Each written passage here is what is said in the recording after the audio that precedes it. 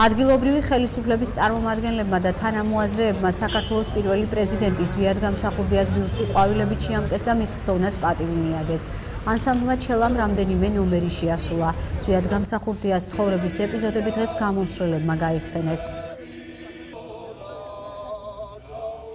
ძალიან მნიშვნელოვანია, მე მინდა გითხრათ, პირველი პრეზიდენტი საქართველოს პირველი პრეზიდენტის დაბადების დღის აღნიშვნა. ყველამ უნდა იცოდეს, ახალმა თაობამ უნდა იცოდეს, რომ მე-20 საუკუნეში ერთ-ერთი უდიდესი გმირი ყავდა საქართველოს. ღონისძიება ეხლა არ დაწყებულა, სულის მოსახსენებელი პანაშვიდი გადაუხადეთ ლაქერნის ღვთისმშობლის ტაძარში, შემდეგ 4 საათზე ცენტრალური ბიბლიოთეკის შენობაში იქნება ზვიად გამსახურდიას ნაშრომებისა და სურათების გამოფენა.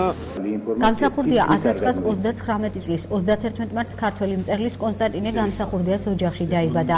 გამსახურდია იყო მთავარი ორგანიზატორი 87-90-იან წლებში გამართული თითქმის ყველა ძირითადი მშვიდობიანი მასობრივი აქციისა, მათ შორის 1989 წლის აპრილის საპროტესტო აქციისა, რომელიც დასრულდა 9 აპრილის სისხლიანი დარბევით, რის შემდეგაც ზვიად გამსახურდია დააპატიმრეს როგორც აქციის ორგანიზატორი. 1991 წლის მარტში უზენაესმა საბჭომ ზვიად გამსახურდია აირჩია საქართველოს რესპუბლიკის პრეზიდენტად.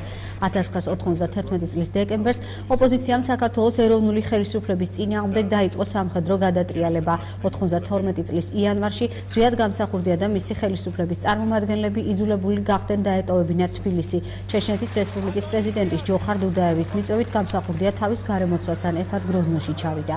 საქართველოში დაბრუნების შემდეგ 1993 წლის 31 დეკემბერს საქართველოს პრეზიდენტი წალენჯიხის რაიონის სოფელ ხიბულაში გაურკვეველ ვითარებაში გარდაიცვალა.